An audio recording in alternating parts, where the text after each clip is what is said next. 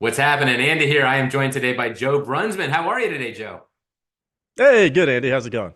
Great. It is good to see you. Last time I saw you at was ECS in Arizona. You were up on stage talking legal stuff about managed print, managed services, really, security, ransomware. Good stuff. Good stuff. Why don't you tell us a little bit about yourself? We're two guys in blazers here today, and we're going to talk about ransomware.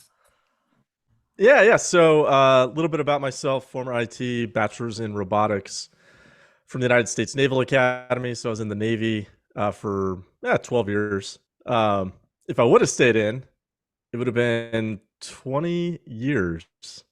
Let's see. Yeah, I enlisted in '03, so I'd be probably retiring by this point. Master's in cybersecurity law. I run an insurance brokerage. I've written a bunch of books that people can find online. If you YouTube my name, you'll find my stuff kind of everywhere. And you'll find me, talking to a bunch of magazines, stuff like that, about the latest goings on in the MSP space. Well, the Annapolis part of it makes sense now with the Navy piece of that. So thank you for your service. I was unaware of that, and we're glad to have you on today. We're going to talk. Our audience is office equipment resellers, some MSPs. We just saw a law firm sue their provider, and that's kind of what sparked this conversation. And we posted. You shared that out, and then we took that information, posted it on our website. And we're halfway through the month. I mentioned to you earlier, but halfway through the month, and this is already the number. It was been on for one day. Uh, it's our third biggest article of the month. So clearly, interest here is through the roof, as it should be, right? I mean, managed services providers, copier dealers, office equipment resellers, they're all moving into, if not already in, managed services, and a lot of them provide service and security, right?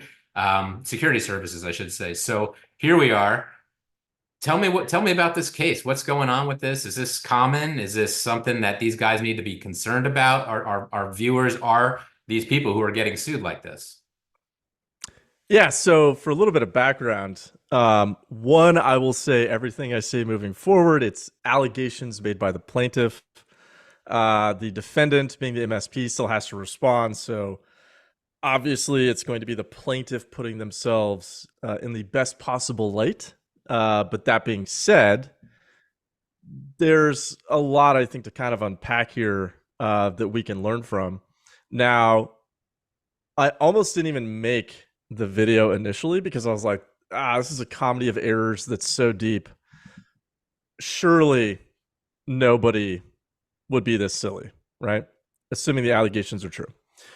Now, with that, I've since had, since I put out the video, probably like 15 different MSPs call me and go, hey, that was me. And I was like, oh, thank God I made the video so we can, make you right with Jesus effectively and start helping you figure out, okay, how do we best defend yourself, et cetera. So a little bit about the background is the law firm, so they allege, suffered at least $1 million in losses. All right, this goes back to a ransomware event. And allegedly, there was no MFA on the backups, no immutable backups. And so what happened was they got hit with ransomware. They go to restore to backups. And of course, that's encrypted too. And so they had to pay it out. And of course, they had to, bring an attorney in forensics and ransom payment, et cetera, et cetera. Now, along with the law firm suing their MSP, they're also suing Acronis, their backup provider, for what I would opine to be kind of shaky grounds because I don't really think they have a lot of liability there. They're just the vendor, right? Now, with that, I think we can start unpacking some deeper underlying issues there. If we start reading between the lines, one, well, it explicitly says in the complaint that there was no written contract, that it was an oral contract between two parties. Now, you have to be, what's a diplomatic way to put this? Very confident in the services you provide as an MSP to not have a contract. I would say almost to the point of being delusional, because the bad guys get a vote, right? And we have to be right all the time. They only have to be right once. So first of all, not having a contract with a law firm is asking for disaster, because what's the cost of litigation to them? Nothing. Their own time. Yeah. Yeah. Like they got nothing but time. Next, if we see where they're going, hey, we have at least $1 million in losses. Now, one, I find that kind of dubious because, attorneys live 6 minutes at a time. It's a tenth of a billable hour. Like, how did they not know what this cost them? Right? Surely they had vendors, etc. So I find that a little dubious, but reading between the lines, what does that mean? They didn't have cyber insurance. So the law firm doesn't look like they had cyber insurance, or they wouldn't have racked up those types of bills, right? No contract, no cyber insurance. Looks like the controls were bad. We don't know if the MSP had insurance or not. If I was a betting man, I'd probably put my money on the fact that they don't. That's my assumption.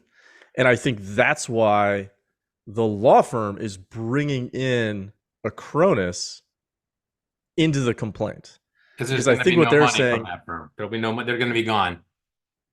exactly, right? Yeah. So, the MSP will just declare bankruptcy, and then they'll try to go after Acronis. And, one of the things I'm always telling technically minded people, it's very logical when something happens at a client that you look at the MSA, you look at your SLA, right? You review the contracts, and you go, all right, did we do everything we were supposed to do? Right? So you just start checking those boxes, and you go, hey, not my monkey, not my circus, as we say in the Navy, or not my fault, not my problem. Easy example is, hey, you had your knucklehead staff member cruising Facebook over his lunch break, clicked on something he wasn't supposed to. It's in your employee manual. You're done, right? However, if you have somebody that doesn't have insurance, they've got mouths to feed. Maybe they're the third generation of the family to own that business, right? Their employees have mortgages and kids who need, food and clothing and a roof over their heads. They're going to go to an attorney. And what's the job of an attorney? To zealously advocate on behalf of their clients, right? Mm-hmm. So let's say in this case, they're going to pull in Acronis. Well, I don't know what Acronis's legal defense is going to be. They haven't answered the complaint yet. But my guess is they're probably going to go, well, this is preposterous. So we have two paths to go down. We could either spend maybe $250,000 in defense costs to hopefully win and establish case law to say this isn't our responsibility, or they're going to go, well, this is going to cost us $250,000 to defend, so we'll just offer them $100,000 to go away, and then the law firm gets $100,000. Is that where we are with that one, do you think? I think it just seems so, you said the word preposterous, right? I mean, there's no contract.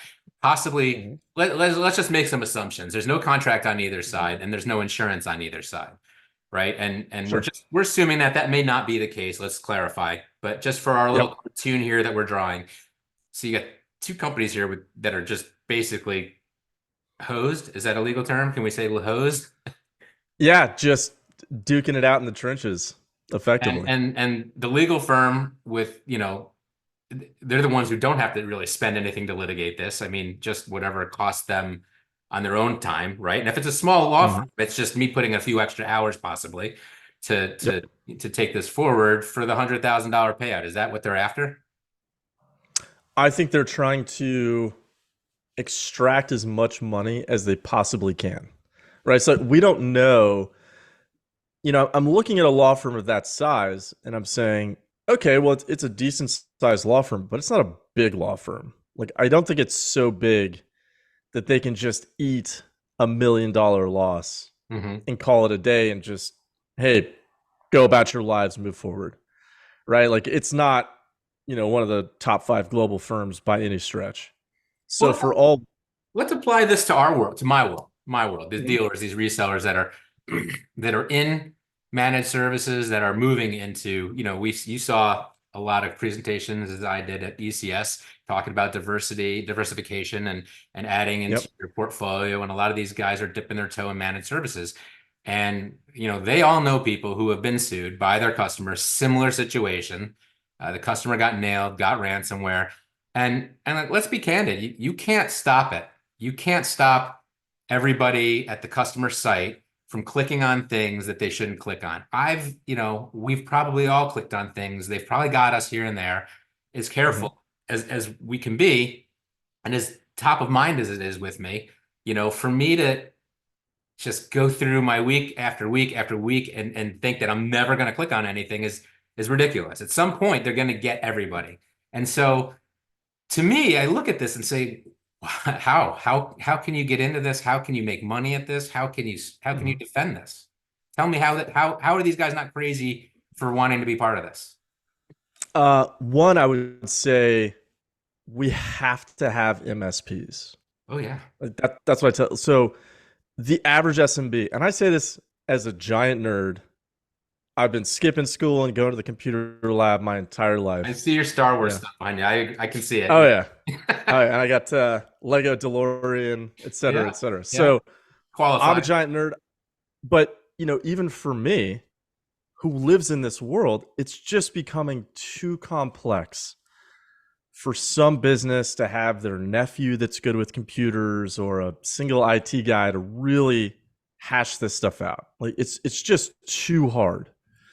So we have to have MSPs. But I also tell MSPs, don't play the game if you don't know the rules. That's step one, right? So there's kind of three parts to defending a business. One is going to be obviously contracts. Now, in this space, I don't think anybody at ECS would fall under this category because they have probably better funding, but it's very common for MSPs to just borrow contracts from their buddies in other states, which is a terrible idea because you could end up with a contract that is just unenforceable according to your state laws. So it's not as simple as, oh, hey, well, let me just borrow it from this guy. I'll change They're the name not at the just top and we're good to words. go. They're not just words, is what you're saying. Yeah. And so the difficult part of this is, when it comes to, I'll say like data privacy law, cybersecurity law, this type of area, it's like, yes, they're contracts, but they're a very specific type of contract. And there's only so many attorneys in the US that can actually do this to a sufficient degree, right? If you go to your local business attorney and you're like, hey, I need a contract, I'm an MSP, he's not going to know what you are. He's probably not going to understand the risks unique to your business. And I can say that because I have the same legal software that guy has, and I can download a managed service contract, and it's got all types of issues with it that still have to be hashed out. So, kind of step one is, hey, get your contracts right. One of the biggest protections within that contract, and this kind of melds in with the second element here, is risk management, risk transference. So as an MSP, you should have a tech E&O policy, right? Same thing that like a copier dealer or a copier dealer slash MSP should have. It's a tech E&O policy. Now, you don't want that obviously to be a piggy bank for every time some end user does something stupid on his lunch break, right? Or let's say they just get hit by some nation state supported actors. So I was just doing some pro bono work for this, I'll say, medical industry business that got hit by a black cat, and they're only pulling 5 million a year. So they just got hemmed up in something that they were probably never going to be able to defend against. If Black Cat was going after them specifically, it's game over. So, hey, contractually require your clients to carry cyber insurance. Now, why is that important? I could talk for 30 minutes on that topic alone, but We will. We'll do another one. 30,000, yeah, so 30,000 foot view is if someone's going to sue you, and obviously state laws differ, but at a constitutional level, you have to establish something called standing. Now, there's three elements within standing: injury in fact, traceability, and redressability. So injury in fact being, hey, I got hit with ransomware. Traceability, but for the error or omission in services of my MSP, I never would have been hit with ransomware, right? Hence E&O insurance. The big element that we care about here is redressability. So that is just money, effectively. Now, the big ticket items that you would get sued for as a provider, so business interruption, attorney, forensics, ransom payment, damage and data restoration, et cetera, that is all borne by their cyber policy. So when they turn around to sue you, it should be much more kind of vanilla type claims, right? So breach of contract, unjust enrichment, negligence, et cetera, right? That brings it back to reality where in the contract, you have the limitation of liability clause. It should be, depends on your locale, but X number of months of fees in return is the most you can sue us for, something like that, right? Which, disclaimer, those things aren't bulletproof, but it's a really good place to start. So we'll put you all on the same page. It gives you somewhere. Yeah. Right. And then one of the most common complaints we see in these types of lawsuits is failure to advise.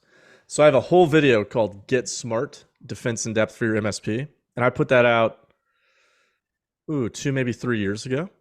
And I'm not smart enough to make this stuff up on my own. All I did was, traditionally I'd worked with financial services firms and their insurance before I got to nerd out in this world. And I said, hey, what have we been recommending these guys do for 30 years? All right, now let me translate that to MSP and then put out a video to help the community. So even something basic, like I was just talking to a magazine about deepfakes and what MSPs can do to kind of attack that problem. So in this arena, I say, hey, you are viewed as the subject matter expert, right? You're the IT guy. And for all of us who have ever been cursed, I will say, with that title, anytime anybody has some technical problem, right? They think every operating system, every piece of software ever made, and you could just magically fix stuff. Right? It's like my mother-in-law is constantly breaking her iPhone somehow. And I'm like, I'm not an Apple person. I've never owned an Apple product. Right? Like I'm a nerd. I'm not a dork. We all love our mothers. Yeah. So I'm like, I don't know how to fix your stuff. I don't know. Yep. I don't deal with Apple. So I Google it real quick and then I fix it. But that's what a jury's going to think. And that's probably what your clients think too. So you have to start being proactive about the advice that you're giving to people. So let's talk about deepfakes. Like, how do you even begin to attack that problem? I did some just rudimentary searching around. I don't see a lot of viable software out there yet that would really defend against that type of stuff. If it's audio and video only, something like that. And it's just getting better. So you're an MSP, you read this article where this guy got socially engineered into a Zoom call, sent 25 million to a bad guy. How do you deal with that? Well, I'd say one, it's in the video, but two, even something like at your QBR or in your quarterly newsletter, right? You say the same thing that your attorney's saying and the same thing your CPA is saying. You probably just never paid attention or you didn't know the reason why, but you could go, hey, here's this story, right? If you're concerned about this particular risk, we may have some additional controls to help mitigate that threat. Please let us know. Now, let's say there is no, you're putting it back on them. Because what happens if something goes wrong with that specific arena? You go, I told them there was a problem. I offered to help. They didn't want my help. Bad thing happened. Like, that's not a technical defense. That's a human defense. You don't have to get into technology, right, with that type of defense.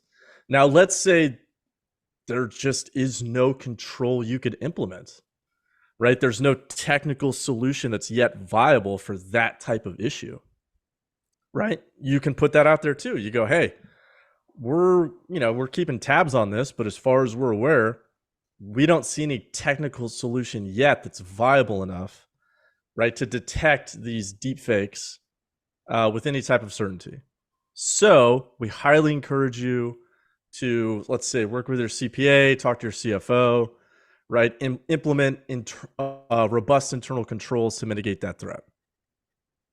There you go. Well, the deepfake stuff is beyond scary because you were at ECS when Oh, the ConnectWise guy did the sort of hacked somebody, me, right? He I don't know if you were there that for that portion of it, but he basically went on with my permission, found all of my information out on the dark web that, mm-hmm. he could use without really exploiting me and hurting me in any way. But like he had a lot of stuff up there. He had a picture of my home, the inside of my home. Like he had everything up there. And the deep fake stuff hasn't even got in there. And what he did with it was he crafted an email from one of the CEOs in our industry, Mike Marusik from Sharp, and sent it to me. And it was it was a very realistic looking email. He referenced other people, Patricia Ames, Frank Canada, other people in our world that um, to add some credibility to it. So I'm reading this email, we're all reading this email, and I'm thinking, there's no way, the chances of me clicking on that are very are better than zero, right? I mean, I was looking at that and I'm reading it and I'm, Mm-hmm. and then he chat GPT'd it and made Mike Marusik send me the letter in the voice of Snoop Dogg, which I definitely would have clicked on that one.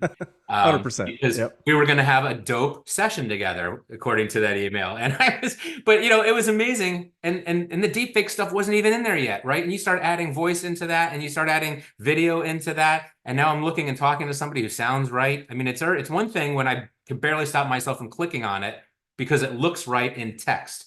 But now you're Yeah. putting next level on, and I'm terrified for my parents. I'm terrified for my family, for my business, and especially obviously for these MSPs out there that are going to be in. I feel like every company, it's just inevitable until we all get nailed. Everybody's going to get nailed, and I don't know how.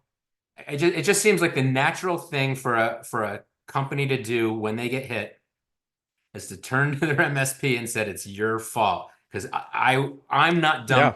And then obviously the forensics will eventually prove, but going forward, will they keep that customer? They won't. They probably won't, right? It it depends. I've seen it go both ways. I think a lot of it is, if the MSP is proactive with their clientele and they're saying what we're saying, where hey, it's only a matter of time. All right, so we're gonna do our damnedest to help you avoid that. We're gonna do our damnedest to get you back up and running as soon as possible. Well, that's the Right, key, right? It's but how you handle it. It's not yeah. stopping it anymore. It's what you do after it happens and how quickly are you back up and how little does it cost you to handle it. Now I have a different video, and you could tell I was not an English major. It's called MSP considerations after a client's cyber event. And in there, I get into kind of the other side of that coin, right? So, as business owners, a lot of our clients are honestly like friends. You get to know these people over Yeah. 20, 30 years. Yeah. Something happens at their business, and you're like, oh my God, like that's Andy's company. We got to help out Andy. And the world stops until you help out your friend, right? You just happen to have money changing. Now, that being said, you have to understand there's limits to how far you can go. And MSPs have to start, once again, understanding what are the rules of the game. Because in an MSP insurance policy, right, we call them insurance policies, but they're legal contracts. And in every legal contract, both parties have duties and obligations. So, how far can an MSP actually go to help their client? Well, the answer is, not to sound like an attorney, it depends. But my kind of general flow is 3 points. So, identify, contain, refrain. Ergo, if you see something, you have to say something, right? I would say you have a professional, if not legal standard, obligation to do that. Contain, like, yes, you have a professional obligation to do that. You can't just see the file structure getting encrypted and then just throw your hands up and do nothing, right? That makes sense. Same thing with, if your house is flooding, like you have to try and stop the flooding or you're not going to have insurance. You can't just run out the door in terror unless it's, I don't know, a hell of a flood or something crazy.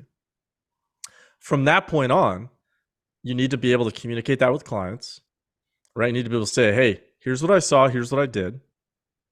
And then circumstantially, you have to be able to make that, whatever that decision point is for you, right? Depending upon, hey, what's your tech stack that you're working with? How confident are you in your tools, right? The information that you have at your fingertips. But you need to be able to flip the coin and say, hey, this is what we saw, this is what we did. We're not your attorney. We're not full-blown forensics guys, right? Maybe we have some insight from this tool that does rudimentary forensics and we don't see anything, but that's not what we do. So, encourage you to reach out to your cyber insurer, right? Get legal advice. Let us know how we can help. Now, imagine it's like a basic business email compromise, right? And let's imagine it's at a doctor's office. Yeah. Where they are known for not using a patient portal, and there's a bunch of PHI floating around in emails. Basic business email compromise. Well, us as nerds, we're going, well, yeah, it started as a business email compromise, but this could very quickly turn into a data breach. So you go to the client and you say, all right, well, we changed the password, right? We changed all the rules back to the inbox.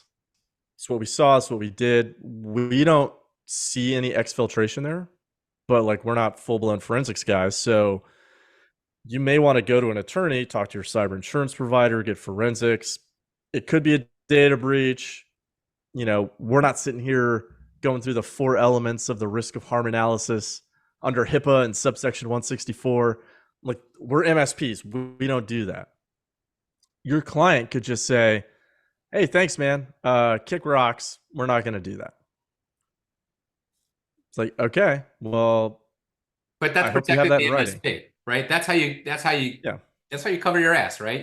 You make sure they can't come back to you and say you didn't do anything about this. We were left vulnerable. We were hanging, and you can come back and say, Yeah. well, we told you needed to do this. We told you should get forensics in here to look because we thought maybe there was some sort of a breach here, right? And you decided that you didn't want to, and so that's the perfect world. But do you see these MSPs being this meticulous? I mean, I know obviously the lesson now is yes, you need to be, but are they doing that now? Are they doing that level of paperwork? Are they doing, are they crossing their T's and dotting those I's?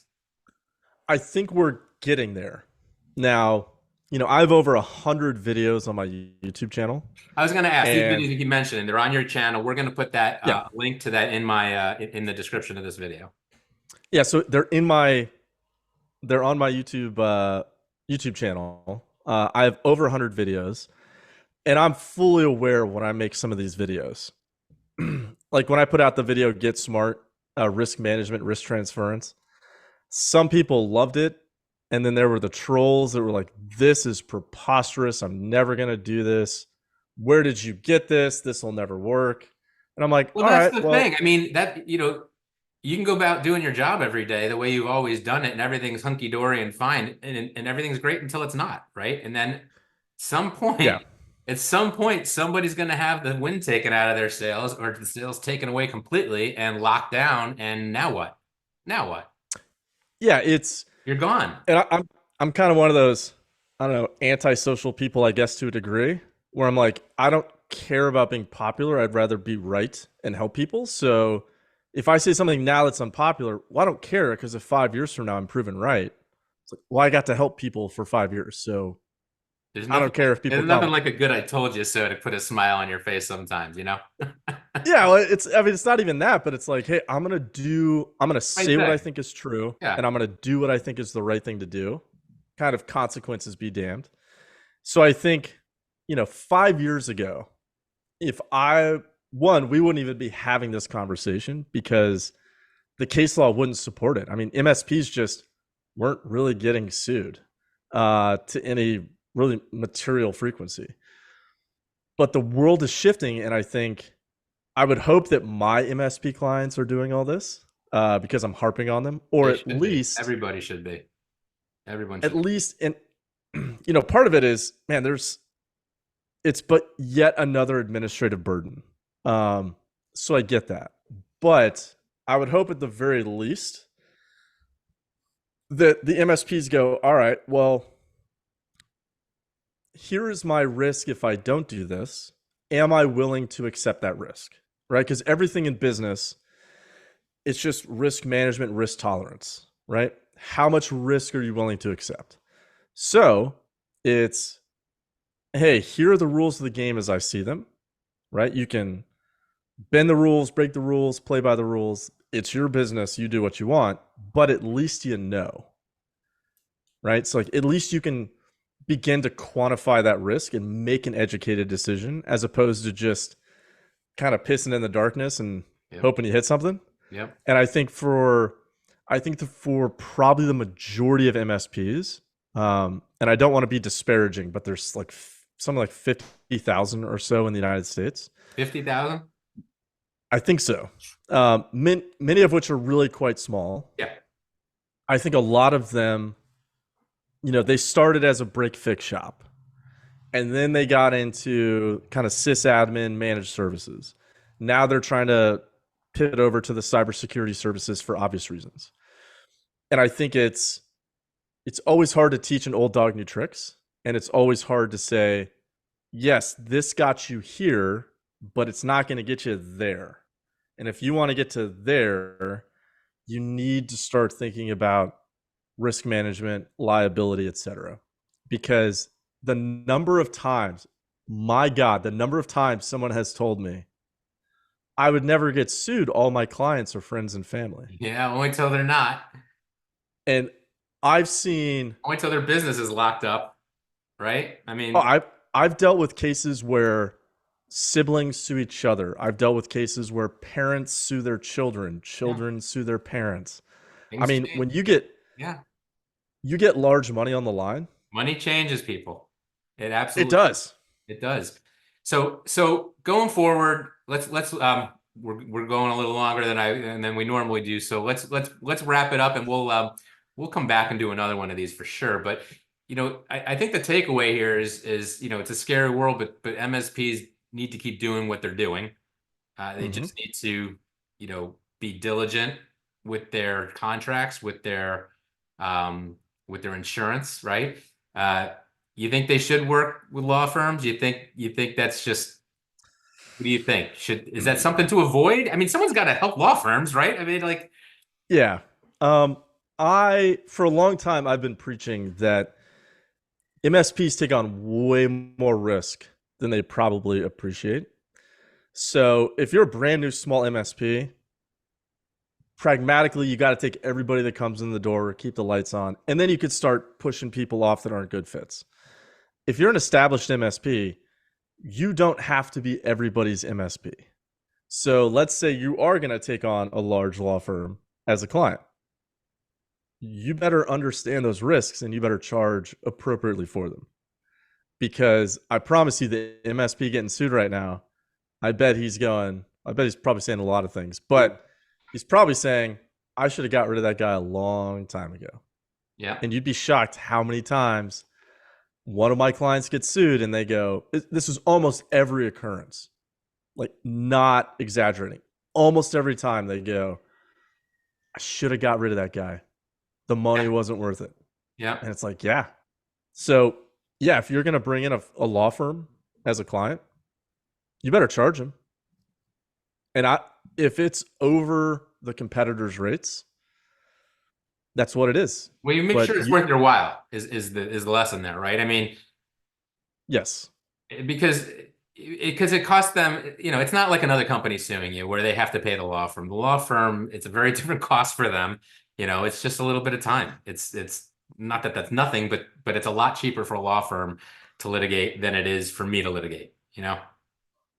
Oh, and they're way better at it, Yeah. obviously, Well, I because have to it's what hire they them to do. do it for me. So And their cybersecurity, in my experience, is one, atrocious, and two, they got all types of information they're holding. And then three, if their system goes down, they might just lose a case because they can't file a specific brief as dictated by the court, and it's always churning and burning. And so then they face an E&O claim because they lost a big case. What's going to happen? They're going to turn around and sue the MSP, right? Yeah. Whether it's the law firm going to do it or their insurance, their E&O provider. Eventually, they're going to get smart. They're going to subrogate the rights of their law firm policyholder, turn around and try and recoup that money from the MSP. So be So, super extra careful with your law firm customers, people. That's what we're learning here. yeah, anybody that's holding, large troves of data, highly litigious, anybody in that arena, I get into client screening in the Get Smart video, like some of the tools you can use, but charge appropriately. You don't have to be everybody's MSP. Very good way to end this. Joe, thank you so much for coming on today. We really appreciate it. And I'm sure we will be doing one of these coming up soon. If you guys want to see some of Joe's videos, we're going to put the links to that in here in the description of this below the video. And thank you guys all so much for watching. Have a great day.